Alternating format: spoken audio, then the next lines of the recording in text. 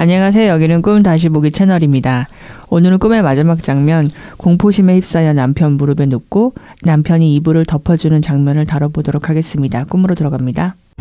나는 많은 사람들 틈에 앉아있다. 주변은 어둡다. 원형의 야외 경기장처럼 생각되는 공간이다. 계단식으로 된 곳에 사람들이 꽉 차게 앉아있다. 나도 사람들 속에 같이 있다. 내 옆에는 남편이 앉아있다. 아이들이 있었는지는 선명하지 않다. 경기장 안에는 포로로 잡혀온 듯한 10명 이하의 사람들이 일렬로 무릎을 꿇고 있다. 아이들도 3, 4명 보인다. 맞은편에는 우크라이나 병사들이라 생각되는 군인들이 경기장 밖을 향해 총을 겨누고 있다. 그들은 전쟁 중이다. 경기장 안에 30대로 보이는 건장한 남성이 삽을 들고 서 있다. 옷을 입고 있지 않다. 그의 온몸이 피로 덮여 있어 검게 보인다. 누군가 명령을 내리는 것 같다. 그 남성은 삽으로 누군가를 내리친다. 관중들은 모두 탄식과 함께 공포에 사로잡힌다. 또 한 명의 사람을 내리친다.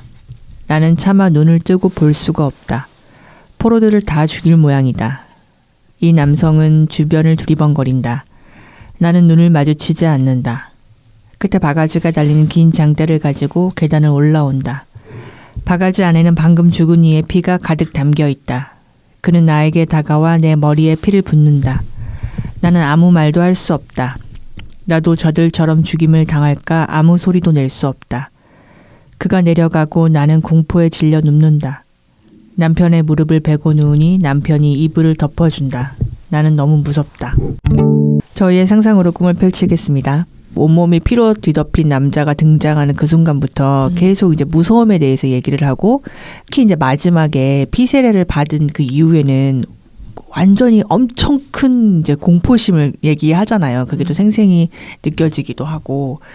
그래서 저는 연상된 게, 가끔 저는 세상이 되게 황량한 겨울처럼 느껴질 때가 되게 많거든요. 내가 세상을 살아가려고 했을 때 느껴지는 그런 두려움. 그래서 거기서 내가 이렇게 떨고 있는 나. 근데 이 장면에서도 꿈에 내 옆에 남편이 앉아 있잖아요. 제가 결혼을 하기 전에 혼자 살 때 겨울에 추우면 그게 엄청 춥게 느껴지는 거예요.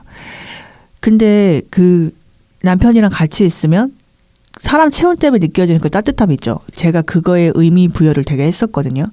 그래서 내가 세상을 살아갈 때 느끼는 그런 추위, 그거를 혼자 감당할 그 자신이 없어서 내가 결혼을 했구나, 이제 그런 생각을 한단 말이에요. 꿈속 장면에서 남편이 나한테 이렇게 이불을 덮어주는데, 남편이 나한테 이러한 따뜻함을 약속했구나. 그리고 동시에 근데 남편이 자꾸 나를 잠재우려고 하나? 좀 이런 생각을 좀 했고, 근데 반면에 이 나한테 피세례를 퍼부은 남자는 그게 방금 죽은 사람의 피니까 이것도 나한테 따뜻함일 것 같은 거예요. 근데 내가 기존에 기대했던, 내가 기존에 경험했던 따뜻함이 아니라 뭔가 새로운 따뜻함을 나한테 약속을 하는 것 같은 생각이 들었거든요. 꿈속에 지금 두 남자가 등장을 하는데, 한 명은 남편이고 한 명은 삽과 바가지를 든 그 남자인데, 꿈속의 남편은 그러면 이 사람은 내가 익숙하게 쓰던, 내가 익숙하게 관계했던 남성성이고, 이 사람은 뭔가 새로운 남성성인 것 같은데, 이 둘이 나한테 지금 어떤 의미인가, 좀 이런 게 좀 궁금하거든요. 먼저 꿈속 남편은 실제 현실의 남편을 의미하지 않으므로 두 인물을 동일 인물로 생각하는 우를 범하지 않도록 각별한 주의가 필요합니다.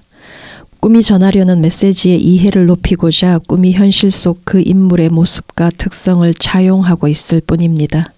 이는 꿈에 등장하는 다른 모든 인물을 대할 때도 유념해야 하는 부분입니다. 그 점을 명심하면서 꿈속 남편에 대해 알아보겠습니다. 기독교 전통에서 유래된 세례는 상징적 차원에서 죄를 씻어줌, 완전히 새롭게 됨, 삶이 온전히 변화됨의 의미를 가진다고 합니다. 피는 생명을 상징합니다. 나는 피 세례를 받고 그대로 누웠습니다. 누운 자는 다시 일어나야 합니다. 피 세례를 받고 누운 자로서 새로이 일어날 때는 강한 생명의 기운을 뿜어내는 이로 일어나야 한다는 뜻입니다. 건강하고 긍정적 생기를 발산하는 자로 일어나야 한다는 뜻입니다. 의존하는 삶의 가장 큰 문제는 생기를 말살시키는 데 있습니다. 꿈속 나와 남편의 모습에서 내가 무엇으로부터 일어나야 하는지가 밝혀지는 것 같습니다. 공포에 사로잡힌 나는 남편의 무릎을 향해 자동으로 넘어가듯 눕습니다. 세상이 자아를 무섭게 하면 자아의 자동 반응은 그랬던 것 같습니다. 남편에게 전적으로 의존하는 삶이었음을 꿈은 재차 강조하고 있습니다. 그러나 그 경험은 그다지 미덥지 않다 하는 씁쓸한 뒷맛을 남겼고 어딘가에서 쌓여가고 있었을지 모릅니다. 그러면서 남편의 팔베개나 무릎베개가 오래 지속될 수 없다는 사실에 눈뜨게 되었습니다. 그의 팔과 무릎은 내 기대를 충족시킬 만큼 강하지 않았던 것이 사실이고 애써 실망을 감춰야 했습니다. 내 무거운 머리를 아주 잠시 참아주고 있었을 뿐 이내 힘들어하며 저만치로 내뺍니다. 그도 나약한 한 존재에 불과하기 때문입니다. 남편의 무릎 위로 누운 나 역시 그 점을 뻔히 짐작하고 있을 터 적당한 때를 봐서 슬며시 일어나는 것입니다. 누군가의 무릎을 베개 삼는 것, 의지하는 쪽이나 의지를 감당하는 쪽 어느 쪽도 편치 않은 것이 사실입니다. 기대는 입장에서는 상대에게 부담 주는 것을 알면서도 하지 않을 수 없고 감내하는 쪽에서도 상대의 의존으로 빚어지는 부담과 불편함을 꾹 참으려 할 뿐입니다. 다시 왜 남편 무릎 위로 눕는 이미지일까? 꿈속 나와 남편의 모습에서 불건강한 의존의 핵심 속성이 아주 잘 드러나는 것 같습니다. 어쨌든 꿈에서 특히 남편이 나올 때, 나랑 가까운 관계인 사람이 나올 때 이것이 실제 그 사람이 아니라 그 사람의 특징을 차용해서 꿈이 가져온 거다. 이게 되게 강조되잖아요. 근데 그럼에도 불구하고 꿈에 어쨌든 이제 남편이 나오면 1차적으로 남편과의 관계를 되게 점검하게 되거든요. 한 부분 실제 남편의 관계를 반영하고 있고, 그럼에도 불구하고 이거를 해결할 수 있는 방법은 결국 내 내면의 문제로 가져와서 내가 변해야 관계도 해결이 되기 때문에 이렇게 이제 정의를 한단 말이에요. 꿈에 등장하는 나랑 가까운 사람이 실제 그 사람을 반영하지 않는다. 이 말이 되게 알 것 같으면서 한 부분 뭔가 이렇게 좀 시원하게 해결되지 않고 남겨 있는 게 있거든요. 남편에 대해서 어떤 부정적인 측면을 보기가 그렇게 쉬운가요? 남편과 나의 관계의 어떤 부정적인 측면이 드러나면 그거를 대부분 좀 인정하기 어려워하잖아요. 일단 꿈이 떠오르면 또 거기에 남편이 등장하면 좋은 방향으로 막 이렇게 해석하고 싶어 하잖아. 응? 그래서 자꾸 이제 맹점이 생기는 거지. 보지 못하는 영역이 생기니까. 그러니까 현실의 남편과의 관계를 가지고 와서 자꾸 점검하려고 하면 오히려 꿈의 메시지에 접근하기 힘들다. 그렇지. 실제 이제 꿈속 인물하고 내면 인물은 다르기 때문에, 근데 다르다 그래도 꿈속에 남편이 나타났는 걸 그게 뭐 그렇게 쉽게 적용이 되나? 그래서 그냥 좋은 게 좋은 거라고 좋은 방향으로만 보고 싶고 이게 좋은 메시지이기를 바라고 싶고 남편과 나 사이에 아주 그 근원적인 문제 이런 것들을 이제 건드리고 싶어 하지 않잖아. 뭐 부부관계는 아무도 모른다고 말들 할 만큼 그 정도로 이제 밀착된 관계니까 그 관계에서의 역학이나 뭐 보기가 힘들지, 사실. 인정하기도 힘들고, 또 아주 밀착된 상태로 있고 싶어하는 여성들도 많은 것 같고, 그냥 무난하게 살아가고 있다고 이제 믿고 있는데, 지금 당신이 겪고 있는 뭐 우울이나 무력함이나 무기력이 남편과의 관계에서 오는 것일 수도 있다. 뭐 이런 얘기를 하면 되게 저항하거든, 다들. 굉장히 순응하고 있는데 그에 대한 아주 작은 보상에 만족하면서 살아가고 있다면 자아의식으로는 뭐 괜찮아. 뭐 그리고 이렇게 기만하려고 그러고 누르려고 하고 그럴 수 있는데 내면에서 그게 안 되지. 어딘가 이제 쌓이는 거지. 계속 꿈 이미지로 이제 그런 이제 이슈를 띄우는데 남편이 등장하는 꿈은 진짜 어려운 것 같아. 그 꿈이 전하는 진실에 다가가기가 또 오히려 꿈에서 얘기하는 문제를 그냥 내게 아니라 다 남편 때문에 하고 다 뒤집어 씌우기도 쉬워지고. 그렇지. 누운 이상 다시 일어나야 합니다. 새로운 인식을 삶으로 살아낼 것을 다짐하면서 다시 일어나는 것입니다. 그러나 그 전에 남편 무릎 위에 누운 채로 잠시 정리하는 시간을 가지고 있습니다. 무엇을 떨치고 일어나려 하는지를 재차 정리할 필요가 있습니다. 내게 주어진 이 시간을 귀하게 써야 할 것입니다. 그러나 남편의 연약한 무릎이 내 머리 무게를 오래 감당하지는 못할 것입니다. 그도 나도 또 이를 지켜보는 우리도 압니다. 이때 내 머리 무게란 상징적 차원에서 풀어져야 합니다. 즉, 내 몫으로 주어진 고민과 괴로움을 의미합니다. 내가 오롯이 감당해야 할 내 몫의 고민을 상대에게 강요하거나 부담을 주어서는 곤란하다는 것입니다. 서로가 힘들어질 뿐입니다. 그러나 남편 무릎 위로 누울지언정 지금과 같은 의존 방식이 갖는 한계를 나는 알고 있고 그것을 완전히 떨쳐내고 일어나려는 것입니다. 남편은 나에게 이불을 덮어줍니다. 남편은 외부 활동 중에도 이불을 챙겨 다니는 인물 같습니다. 남편의 주요 성격적 특성이 이불 이미지에 담기는 것 같습니다. 꿈속 남편, 그러니까 내면의 남편은 끝없이 이불을 만지작거리며 내 귀에 대고 속삭였습니다. 이불 밖은 위험해, 이렇게 말입니다. 이불 밖은 위험해는 집 밖은 위험해와 다르지 않습니다. 이것의 의미는 세상에서 일어나는 위험한 상황에 노출되어 사고를 당하지 않으려면 이불 안에 있어야 한다는 뜻입니다. 삶이 요청하는 어떤 모험도 배척하는 태도입니다. 남편이 내 면전에서 이불을 만지작거리기 시작하면 그에 대한 조건 반응으로 자아의 불안은 미묘하게 자극되었을 것입니다. 내면의 남편으로 인해 자아는 이불 밖 세상에서도 이불 안에서처럼 긴장 없는 편안함과 따뜻함을 바라게 되는 것입니다. 다시 말하면 이불 밖 세상에 대한 경계심과 두려움이 극대화되는 것을 의미합니다. 내면에서 올라오는 그 어떤 호기심과 모험의 가능성도 세상에 대한 자아의 경계심과 두려움을 뚫기가 어려웠던 것 같습니다. 남편의 이불은 자아로 하여금 관중석에 앉아 구경꾼으로 살아가게 하는데 기여했다는 뜻입니다. 실제 이불이 커버할 수 있는 힘은 아주 미약할 뿐이지만 자아는 그 보호에 지나치게 기대어 살았던 것 같습니다. 그 방식을 떨치는 중에 있습니다. 자신이 기대했던 안전과 안락함은 남편이 제공하는 이불로부터 충족될 수 없다는 사실을 누차 새기는 중에 있다는 뜻입니다. 포근함의 상징인 이불이 세상에 대한 자아의 두려움과 불안을 증폭시키는데 기여하고 있었다는 아이러니를 깊이 사고해야 합니다.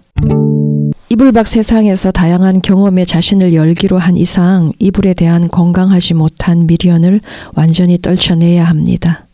이불 밖 세상에서 이불을 덮어 쓴 채로 지내는 이들은 노숙자들 뿐입니다. 이불은 옷이 아니며 옷이 될 수 없습니다. 이불 안에서 하던 습을 페르소나로 삼을 수 없다는 뜻입니다.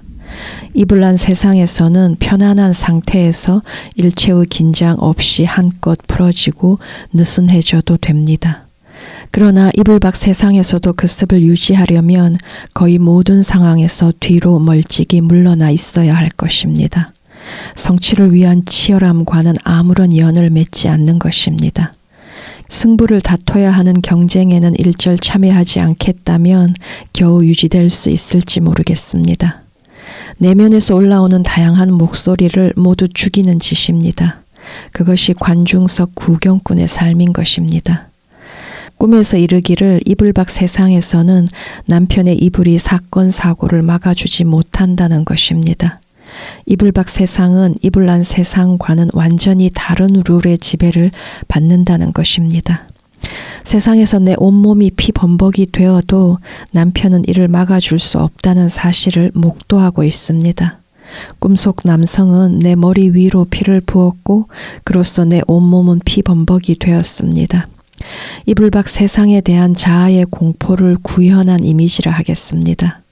이불 밖 세상은 내 온몸을 상처 입혀 만신창이로 만들 것 같았습니다. 때문에 이불 안 세상을 고집했던 것입니다. 이불 밖 세상으로 나가려면 상처 입을 것을 각오해야 하는데 너무도 두려웠던 것입니다.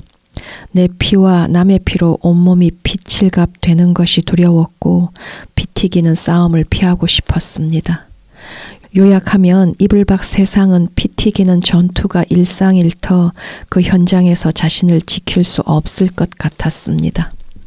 꿈에 처음에 군중 속에 있는 나로 시작을 하잖아요.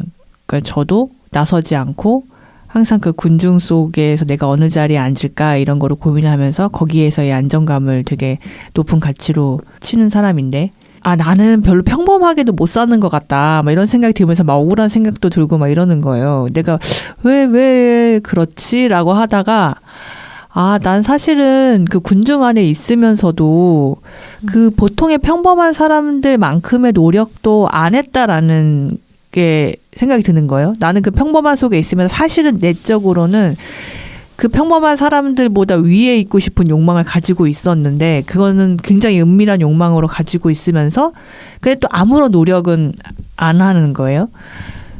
그래서 내가 공주 판타지가 있나? 좀 이런 생각이 들었어요. 뭔가 공주랑 노력은 어울리지 않는 단어 같고 노력을 하는 사람은 왕이나 왕비지 공주는 또 아닐 것 같고 내 결핍이 거기에 있는 것 같은 거야. 노력을 할 수 없는 사람으로서의 내 결핍의 모습은 그건 것 같은데 그거를 덮기 위해서 내가 공주 판타지를 가지고 왔구나 이제 그런 생각이 들었어요. 그래서 저한테는 이불 밖으로 나가는 게 뭔가 여기에서 걸려있는 걸 풀어야 뭔가 조금이라도 노력을 해야 세상에 나가서 좀 부딪혀도 뭔가 좀 이겨내지 아무것도 하지 않고 뻔하잖아. 이불 밖에 나가면 다치는 거는 당연한 거예요. 그러니까 나는 스스로 알고 있는 것 같은 거야. 내가 얼마나 사실 지금 약한지 알고 있으니까 더 이제 안 나가고 판타지만 지키려고 하고 좀 그런 생각이 들었어요. 이불 밖 세상으로 나오기로 결심한 이상 피 튀기는 전투에서 피범벅 될 것을 두려워할 것이 아니라 노숙자 신세로 전락할 것을 두려워해야 합니다. 이불한 세상에서 하던 양을 반복하면 피범벅인 채 낙오자로 떨어집니다. 꿈을 보면 나의 피범벅을 막지 못한 남편은 뒤늦게 이불을 덮어 주었지만 내 공포는 사그라들지 않습니다. 남편의 이불이 내 공포를 잠재우지 못했다는 뜻입니다. 세상의 추위와 피범벅 될 것이 두려워 이불한 세상을 고집한 세월 길게 살았습니다.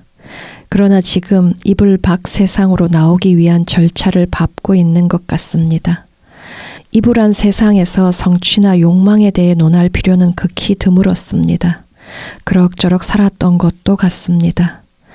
권력욕과 그로 인한 날선 긴장을 배제해도 되는 삶이었다는 뜻입니다. 그러나 다른 방식을 선택하라는 부름을 받았고 그에 응했습니다. 진실한 욕구에 눈뜨면서 이불 밖 세상으로 나올 것을 결심했습니다. 욕망을 함부로 억누르지 않는 쪽을 선택했다는 뜻입니다. 이불 밖 세상을 산다는 것은 수능에 기대기보다 경쟁에 참여하여 정직한 노력을 쏟고자 하는 것입니다. 그 여정 속에서 수시로 상처 입을 테지만 홀로 감내할 것을 다짐하는 것입니다. 무엇보다 자신이 권력을 원한다는 사실을 깊이 자각하는 것입니다. 그리할 때 그간의 권력을 성취하는 수단으로 삼아온 수능 이외의 또 다른 선택을 할 수가 있습니다. 또 상대의 기분에 휘둘리기보다 내 중심을 회복하기 위해 스스로 건전한 긴장을 창조할 수 있게 되는 것입니다. 꿈속 남성은 이불 속 세상으로부터 나를 구해낼 구원자이자 이불 밖 세상으로 이끌 인도자입니다. 꿈속 남편은 이불 밖 세상은 끔찍한 사건 사고가 끊이지 않는 곳이니 너가 그 피해자가 될 수 있다는 두려움을 심어준 인물입니다. 남편이 앞세우는 것은 이불, 그것이 내면 남편의 상징입니다. 꿈속 남성에 비해 남편의 경고는 부드럽기 이를 데 없었습니다. 하여 자아에게 아주 잘 먹혔고 자아는 이불 속 세상에 머물러 지냈던 것입니다. 이불 속 세상은 성취와 경쟁을 몰아낸 세상입니다. 치열함과 절박함을 싹 걷어낸 이는 누구의 적이 될 만한 아무것도 가지지 못하는 신세가 되는 것입니다. 이불 속 세상에서는 지극히 가깝고 전적으로 신뢰하는 이들과만 지내도록 허락되지만 아무런 발전도 없습니다. 꿈의 말미에 이르면 내가 느끼는 공포가 아주 생생하게 느껴지는데 이토록 강한 공포는 이불 속 세상을 고집하는 정도와 비례하는 것 같습니다. 이불 속 세상에 대한 고집이 공포를 키웠다는 것입니다. 이불 속 세상, 그 세상을 주도한 이는 남편이었습니다. 그러나 이불 밖 정글로 나오게 되면 남편 역시 관중석 구경꾼에 불과하다는 사실을 꿈이 너무도 적나라하게 보여주는 것 같습니다. 그 역시 치열함이나 절박함에는 무지한 탓입니다. 남편의 이불은 이불 밖 세상에서 거의 아무런 힘도 발휘하지 못한다는 사실을 명심하라고 꿈이 제3 강조하는 것 같습니다. 이제 무엇이 밝혀졌는가 하면 자아의 권력 감각을 죽임으로써 경쟁 참여의 의욕을 떨어뜨린 원인은 남편의 무릎과 남편의 이불이었다는 사실입니다. 반대로 꿈속 남성은 권력 감각을 일깨우려는 인물입니다. 공포에 질리면 대번에 남편 무릎 위로 누워버리는 자아를 일으켜 세우자면 그토록 무시무시하게 강인해야 할 것도 같습니다. 남편의 이불이 이기는 참사는 막아야 하기 때문입니다. 이제 내가 떨치고 일어나야 할 것은 남편의 무릎과 남편이 건네는 이불로 정리된 것 같습니다. 최근에 저희 사업장 바로 옆에 새로 어떤 가게가 들어오는데 거기 사장님이 젊은 남자분이신데 제가 한 번도 살면서 이렇게 겪어보지 못한 스타일의 그런 남자인 거예요. 그래서 그냥 한번 막 부딪힌 것도 아니에요. 그냥 얘기를 하고 조율을 했는데 지금 생각하기가 그러네요. 제가 그때 되게 심란하고 그날 너무 우울하고 뭔가 막 내 팽개쳐진 기분, 막 부딪혔는데 내가 저기로 나가 떨어진 기분, 내가 쪼그라든 기분을 느꼈는데 그 기분이 이 남자가 이렇게 피세례했을 때 그런 정도의 공포심, 절망감 좀 내가 그걸 느낀 거구나라는 게 좀 생각이 드네요. 그러니까 사실은 그냥 그 사람이 나한테 뭘 당장 날 때리는 것도 아니고 나한테 사기를 치는 것도 아니고 아무것도 아닌데 내가 해야 될 거는 그냥 부딪히는 일에서 내 걸 좀 주장하고 받아들일 수 있는 거 받아들이고 요렇게 가면 되는데 나는 그 싸움의 첫 발에서부터 막 엄청난 그런 막 감정이 막 느껴지더라고요. 그 이불 속에 이렇게 앉아서 뭔가 내가 어떤 어려움이 생기면 누군가 특히 내 꿈속에 내 남편처럼 누군가 내 옆에서 당신 이 사람한테 피를 끼얹으면 어떡해? 이렇게 하면 안 되지. 그건 아닌 거지. 라고 누군가 말해줄 거를 항상 이렇게 기대하고 있거든요. 나는 가만히 있어도. 근데 계속 확인하는 거는 결국 내 문제는 아무도 누가 자기한테 피해가지 않는 이상 남의 문제에 끼어들지 않고 내 문제는 내가 얘기해야 된다는 거를 계속 목도하게 되는 것 같아요. 이게. 사회에 나가서 이렇게 부딪히는 일들은 계속 그런 일인 것 같아요. 막 그런 거 부럽잖아요. 어떤 여자가 뭐 되게 부당한 일을 겪었는데 남편이 가서 막 대신 싸워주고 막 해결해주고 인맥 동원하고 막 그런 그게 결국 지금 저한테는 판타지인데 그런 기대감도 가지면서 왜 나는 남편은 저런 거 못 해주지? 알겠습니다. 네, 오늘 얘기는 여기서 마치고요. 다른 꿈으로 찾아뵙겠습니다. 감사합니다.